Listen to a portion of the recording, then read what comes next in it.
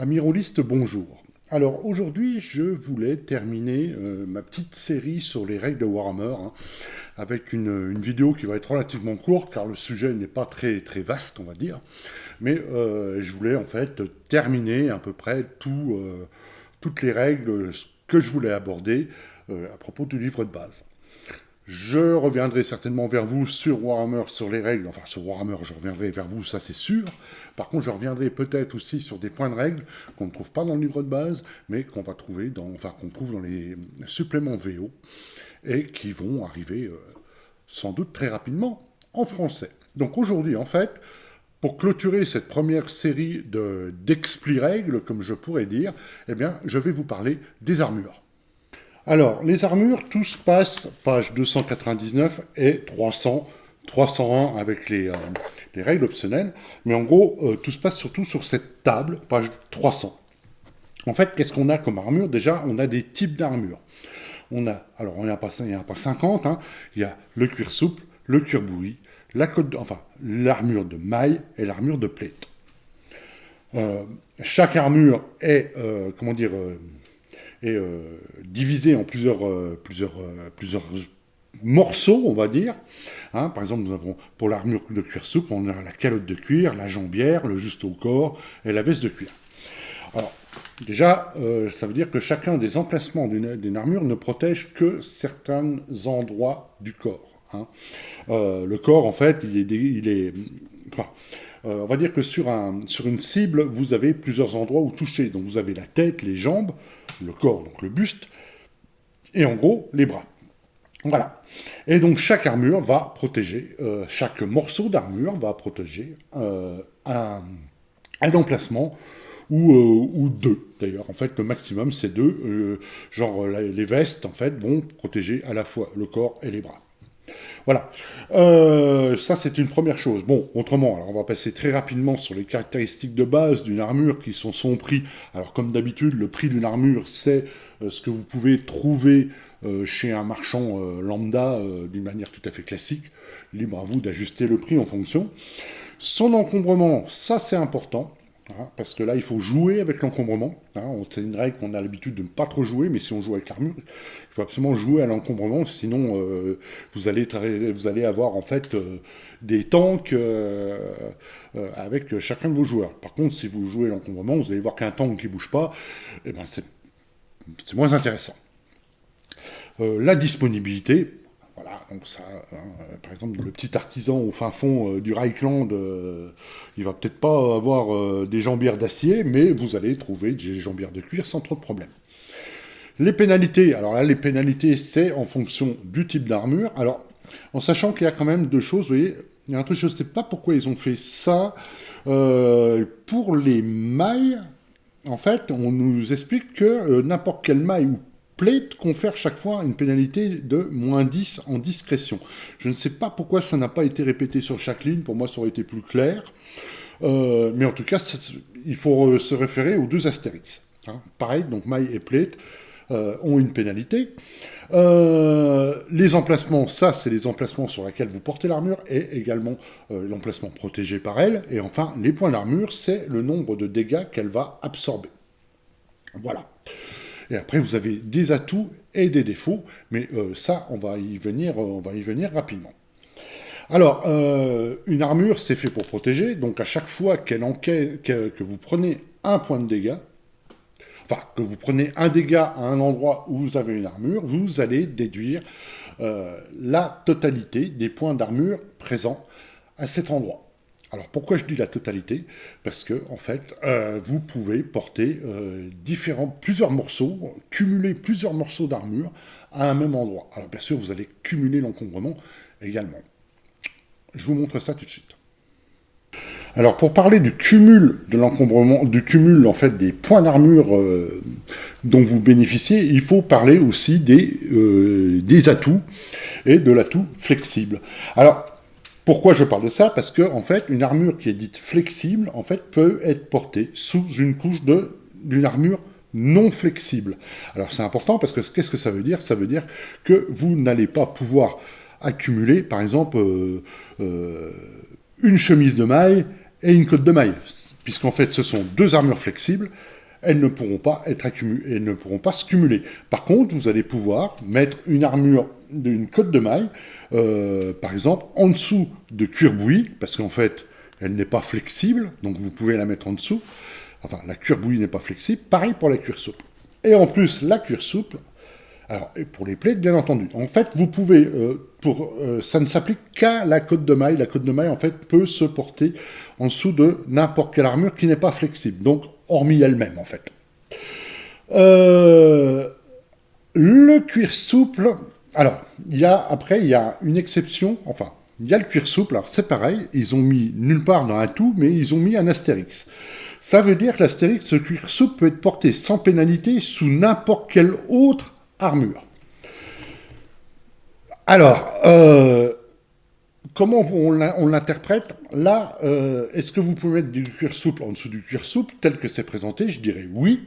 Donc ça veut dire que vous pouvez à la fois accumuler, genre, un juste au corps de cuir, qui va protéger le corps, et également une veste de cuir par-dessus. Pourquoi pas, puisque l'armure de cuir peut être portée en dessous de n'importe quelle autre armure, sans pénalité. Pardon. Sans pénalité. Repardon. Par contre, vous comptez l'encombrement, bien entendu. Donc, en fait, ça veut dire que si vous commencez par une armure de cuir souple, si je prends les règles telles qu'elles sont, et au niveau du corps, par exemple, je vais pouvoir cumuler une armure de cuir souple qui protège le corps, une veste de cuir qui protège les bras et le corps, une armure de cuir bouilli par-dessus qui protège le corps, une cotte de maille qui va être en dessous du cuir bouilli, vous voyez, en dessous, après le cuir bouilli, donc en fait vous allez déjà avoir 3 niveaux d'armure superposés, et éventuellement vous pouvez rajouter une plate. Donc ce qui va vous donner au niveau du corps, hein, puisque le juste au corps de cuir souple protège le corps, la cotte de maille, la chemise de maille, admettons que ça soit une chemise de maille, ça va être plus simple, protège le corps aussi, et le plastron de plate va protéger le corps. Donc vous allez pouvoir avoir du cuir souple, de la maille, du cuir bouilli et de la plate à un endroit. Alors là, par contre, effectivement, en point d'armure, vous allez cumuler. Donc vous avez 1 point, plus 2 points, ça fait 3, plus 2, 5. Vous pouvez monter, à mon avis, jusqu'à 7 points d'armure au niveau du corps si vous cumulez les 2 cuirs souples. Et je ne vois pas quelque part ce qui nous l'interdit. Alors ce qui va nous l'interdire, ce qui va le limiter fortement, ça va être l'encombrement. Pourquoi? Parce que si vous faites ce truc, ça veut dire 2 points, plus 2 points, ça en fait déjà 4, plus 3, ça en fait déjà 7, et encore, vous n'avez que le corps de protéger. Vous n'avez pas le reste du tout. Donc vous allez avoir vous allez un peu Tony Stark quand il invente Iron Man, il aura un gros plastron qui va vous protéger de 7 points d'armure, mais qui va vous faire 3 et 2, 5 et 2, 7, 7 et 2, 9 points quand même d'encombrement. En sachant que vous pouvez porter sans pénalité, en fait, votre encombrement égale à votre bonus de force plus votre bonus d'endurance. Autrement, vous commencez à être fatigué, à avoir des malus, etc. etc. Alors, sachant que, théoriquement, vous êtes aussi censé avoir l'encombrement de tout le reste du matériel que vous avez. Donc, l'un dans l'autre, ça commence à faire beaucoup. Et ça, c'était un peu pour vous montrer le fait de pouvoir cumuler, en fait, des armures, et ça peut devenir un peu pernicieux, parce que vous allez voir pourquoi. Alors, du coup, je vais prendre l'autre atout d'armure, parce qu'en fait, les atouts sur les armures, il n'y en a que 2. Il y a le flexible, qu'on vient de voir, et il y a l'armure qui est impénétrable. Impénétrable, ça veut dire que sur les blessures critiques, si en fait, il y a un double qui est fait sur la blessure critique, eh ben, c'est simple, l'armure n'est pas... Le critique est ignoré. Donc, c'est quand même vachement balèze. Nous avons aussi maintenant les défauts d'armure. Dans les défauts d'armure, vous avez le défaut partiel, c'est surtout pour les coiffes, un casque, une cotte de maille, une coiffe de maille. Une coiffe de maille, c'est typique, va protéger la tête et les côtés, mais le visage ne sera pas protégé. Et donc là, dans ce cas-là, qu'est-ce que vous faites? En gros, il y a une chance sur 2 que que les points d'armure soient ignorés, en fait, si l'armure est partielle. Et ça, c'est important, parce que si les points d'armure sont ignorés, ça veut dire que vous ne pouvez pas faire dévier le coup critique. Ça peut être chiant. Je vous expliquerai comment dévier un coup critique et justement, peut-être éventuellement, les petits problèmes associés à ça. Et dans les défauts d'armure, nous avons le point faible. Enfin, le point faible, c'est genre, vous voyez, c'est les armures, genre les armures de plaide de chevalier. Le chevalier, une fois qu'il est à terre, avec les routiers qui arrivent avec leurs dagues bien pointues, qui vont aller en dessous d'une jointure et percer l'armure comme ça. Donc en fait, dans Warhammer, on traduit ça par si vous avez un adversaire qui a une arme empaleuse et qu'il obtient un critique, dans ce cas-là, on ignore les points d'armure. Et donc, pour moi, si on ignore les points d'armure, on ne peut pas dévier le coup critique. Parce que là, je vais vous parler des déviations de coups critiques. Alors, les déviations de coups critiques, ça se passe page 299, tout en bas à droite. Qu'est-ce que c'est une déviation de coups critiques? Eh ben, c'est très simple, en fait. Quand vous prenez un critique qui est localisé sur un endroit où vous avez une armure, vous pouvez décider de sacrifier un point d'armure, et un seul, pas toute l'armure placée, mais un seul, pour dévier le coup critique et donc l'annuler. Alors, vous avez sacrifié votre point d'armure, par contre, ça veut dire que vous prendrez un dégât de plus, hein, puisque vous ne l'avez plus, puisque vous l'avez sacrifié pour dévier le critique. Alors, bien entendu, il faut aussi pouvoir avoir des points à sacrifier. Donc, en fait, comme j'expliquais tout à l'heure, donc les défauts partiels et points faibles peuvent très bien faire que vous ne pourrez pas dévier votre coup critique parce qu'en fait, votre armure est ignorée dans certains cas. Donc là, c'est le premier point. L'autre point que je voulais évoquer, c'est que si vous avez vos joueurs qui se transforment en tank et cumulent les points d'armure, on va se retrouver très rapidement avec 3, 4 points d'armure à un endroit. Ça veut dire que pour qu'un critique passe à cet endroit-là, eh bien, il va falloir lui avoir détruit, en fait, comme des épluchures, les épluchures d'un oignon, et pour arriver à passer à l'endroit. Je trouve pas ça très satisfaisant, personnellement, mais bon, en tout cas, c'est la règle, et donc ça peut être un peu chiant. Voilà, en gros, ça, c'est pour les règles de base. Après, je termine un truc sur les règles optionnelles, et après, je vais vous dire deux petites règles enfin, moi, j'en applique une, ça c'est sûr. Je verrai la deuxième au fur et à mesure, éventuellement, comment ça tourne. Mais je vais vous donner les deux règles maison, on va dire, pour justement pallier à ce petit défaut de j'ai une grosse armure et je prends quasiment jamais de critique. Ce qui va un peu à l'encontre de l'esprit de Warhammer dans mon sens. Voilà, donc le dernier point, en fait, donc une règle optionnelle, la présente dans le livre, c'est les armures, les règles rapides. Alors là, on va passer très rapidement. En fait, il n'y a que 3 types d'armures. Si vous prenez les règles légères, vous avez les armures légères, moyennes et lourdes. Voilà, point. Vous avez, si elles sont flexibles ou pas. Alors là, par contre, vous n'allez pas pouvoir dépasser, vous voyez, flexible, vous n'allez jamais pouvoir dépasser 5 points d'armure, puisque la flexible ne peut se mettre qu'en dessous de celle de non flexible, et il n'y en a qu'une des non flexibles. Donc là, vous avez, c'est assez marrant d'ailleurs, en fait, je pense que c'est un peu bancal, parce que dans la règle optionnelle, vous n'allez pas pouvoir dépasser 5 points d'armure, mais c'est d'une manière globale. Oui, voilà, c'est 5 points d'armure, mais partout. C'est-à-dire la règle rapide ne prend pas en compte les localisations. Vous avez 5 points d'armure partout. Et on se retrouve, alors là, encore plus, du coup, avec le problème de la pelure d'oignon, comme je vous ai expliqué. Hein, ça ne me satisfait pas des masses. Mais en tout cas, la règle, elle est comme ça. Alors maintenant, je vais terminer mon point sur les armures avec, avec 2 règles maison. Ah oui, peut-être avant de vous parler des règles maison, je ne vous ai pas parlé des pénalités. Je vous ai parlé des pénalités en fait qui étaient avec les 2 astérix, mais vous avez certaines armures qui induisent des pénalités. Le home, par exemple, si vous avez un home, vous avez moins 20 en perception. Si vous avez une cote de maille plus un home, bah, vous cumulez les deux, hein, vous aurez 30% de moins, hein, en perception. Vous allez devenir quasiment sourd et aveugle à force de cumuler des gros trucs sur la tête. Mais bon, des fois, quand vous avez une grosse bestiole à aller chasser, un gros moustique, c'est peut-être intéressant.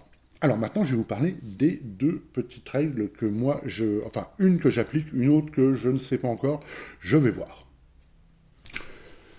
Alors, la première règle que j'applique pour limiter justement cet effet pelure d'oignon, c'est-à-dire que je n'accepte qu'un critique ne soit dévié que si le coup, rien que par les blessures, en fait, c'est pas le coup qui vous amène à 0. J'estime que dès qu'on arrive à 0, moi, on ne peut pas dévier le coup critique. Voilà. Ça, je l'applique. Du coup, ça vous évitera aussi d'avoir un type en armure, un espèce de chevalier, machin, vous le mettez à 0 point de vie, mais vous passerez jamais un coup critique parce que vous allez taper comme des sourds, comme on tape sur une boîte de conserve quand on a perdu l'ouvre-boîte, quoi. Et ça risque de durer longtemps, et c'est chiant, et c'est pas du tout, enfin, c'est pas fun, quoi.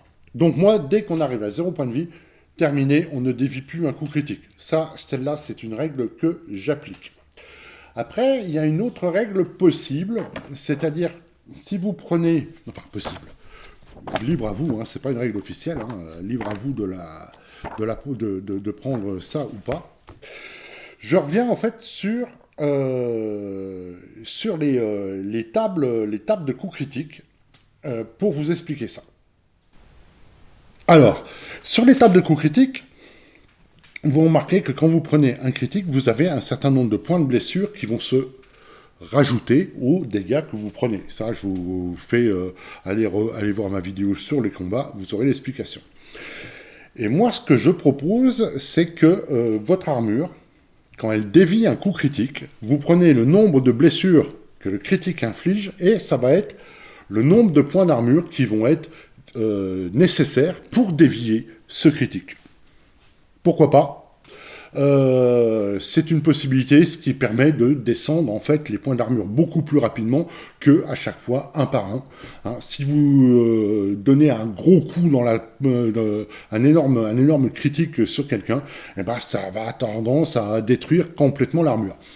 Alors je n'ai pas testé ça du tout, je ne sais pas si c'est viable, mais c'est une idée comme ça. Voilà. Est-ce que j'ai quelque chose d'autre à vous dire sur les armures? Bah non, comme je l'ai dit, hein, c'est pas très, le sujet n'est pas très vaste, mais je voulais terminer là-dessus. Donc voilà, cette vidéo conclut mes expli-règles sur Warhammer, enfin en tout cas les règles du livre de base. Je reviendrai vers vous sur des règles qu'on va retrouver, par exemple dans le Up in Arms, et le Winds of Magic. Hein, nous avons, il y a des règles en fait en plus, il y a des règles qui changent en fait dans ces suppléments, qui doivent arriver en français je ne sais quand, on attend l'annonce en fait de Chaos Project et de son planning pour l'année 2024. Je reviendrai dessus quand j'aurai envie, en fait, quand j'aurai envie. Parce qu'en fait, je les ai en anglais, hein, je pourrais vous le faire tout de suite. On verra en fonction du planning. Si c'est dans vraiment très longtemps, je vous le ferai avant. Sinon, j'attendrai que la VF sorte. Voilà. Eh bien, écoutez, c'est tout. Merci de m'avoir suivi pour ces nombreuses vidéos sur Warhammer, sur les explications de règles. J'espère qu'elles sont utiles, au moins. En tout cas, si elles sont utiles, bah, je serai content parce que c'était le but. Et voilà. Donc, écoutez, je vous souhaite de bons jeux, de bien arpenter le vieux monde. Et puis de bien ajuster vos armures. Ah, j'ai oublié quelque chose, je ne vous ai pas parlé des réparations, car on peut réparer des armures. Ça coûte, en fait, les points d'armure qui sont détruits vont vous coûter un pourcentage, en fait, du prix global de l'armure. Bon, j'ai oublié de vous parler de ça, c'est pas grave, je ne vais pas revenir là-dessus, mais je ne vais pas vous embêter avec plus. Merci beaucoup, et à bientôt pour de nouvelles vidéos.